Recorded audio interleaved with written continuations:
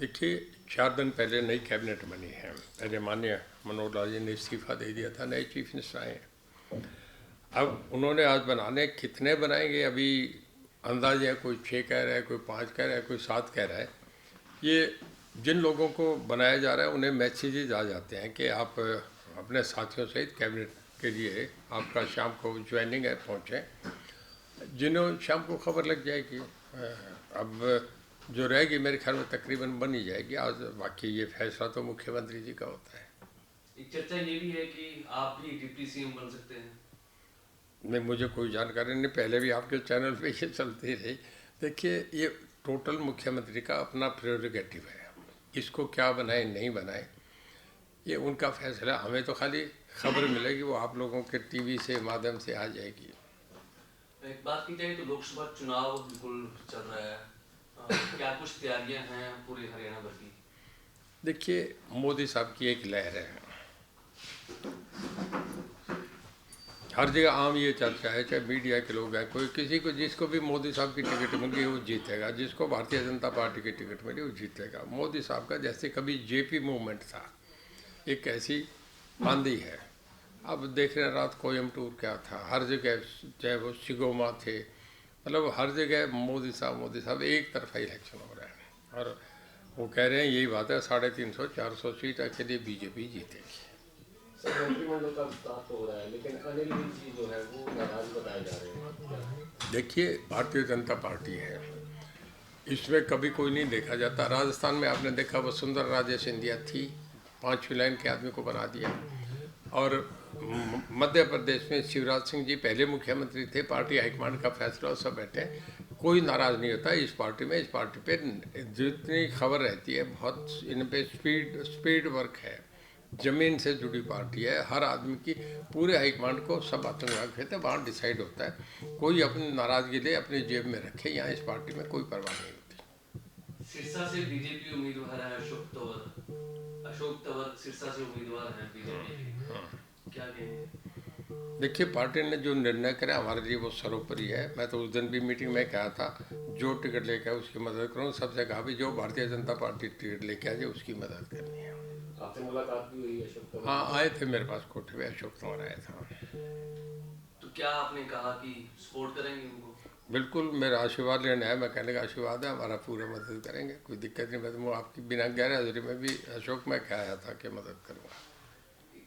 चर्चाएं ये कि कुमारी शैलजा सिरसा से उम्मीदवार हो सकती हैं। देखिए, कांग्रेस पार्टी का उनका निर्णय, किसको बनाए नहीं बनाए, हमारा उस पर कोई कमेंट करना, मेरे कहने से टिकट दिया जाना नहीं, मेरे कहने से कटना नहीं। उनकी पार्टी का मैं इस पर क्यों सोच कर, मैं तो अपने पार्टी के उम्मीदवार हूँ, उनके लिए पूरा जोर लगाऊंगा जिताने का काम। कितनी चुनौती मानते हैं आप उसका, अगर शैलजा आते हैं तो कितनी चुनौती मानते हैं, क्योंकि पहले भी मेरा ये मानना, हरियाणा के 10 की 10 हम जीत रहे हैं। हम इस खाने को ही नहीं चेक करें क्योंकि सामने चैलेंज है कुछ नहीं। मोदी साहब का अकेले के नाम का वोट है। लोग देश को सबसे मजबूत प्रधानमंत्री मिले हैं कश्मीर का मामला होने के बाद, इसके बाद वर्ल्ड की 5 इकोनॉमी में होने के बाद, दुनिया की डिफेंस में सबसे बड़ी ताकत होने के बाद, जो ये चीज़ें जो है लोग देखते हैं, नेशनल इंटीग्रेशन की बात है पूरे भारत में। आज कश्मीर में जाके 2 झंडे 2 इश्तिहार सब बंद हो गए। लोग अच्छे नेतृत्व को स्वीकार करते हैं। रोहतक सीट सबसे वोट सीट है, हालांकि पिछला जो चुनाव था वो महज 7500 समथिंग वोट से ही बीजेपी जीती थी। दीपेंद्र हुड्डा का दावा है कि इस बार बीजेपी को पूरी तरह से सबक सिखा देंगे।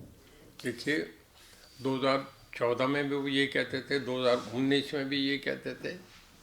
और मैं एक बात बताना चाहूँगा, जो उनके सबसे बड़े नेता हैं राहुल गांधी, उनकी अपनी स्टेट में 80 सीटों में 2 सीटें आई थी पिछले चुनाव में, और अब वो वहाँ छोड़ के जा रहे हैं। जब सेनापति भी कमांड छोड़ के दूसरी जगह चला जाए, सुरक्षा कवच में चला जाए, तो फिर उस फौज की क्या होगी।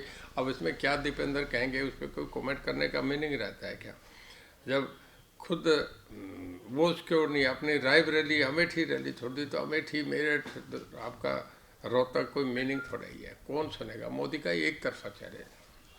राहुल गांधी की जो यात्रा थी वो समाप्त हुई, महाराष्ट्र में बड़ी रैली करी उन्होंने, विपक्ष के नेता वहाँ इकट्ठे थे। उन्होंने एक बयान दिया कि राजा की जान ईवीएम में है।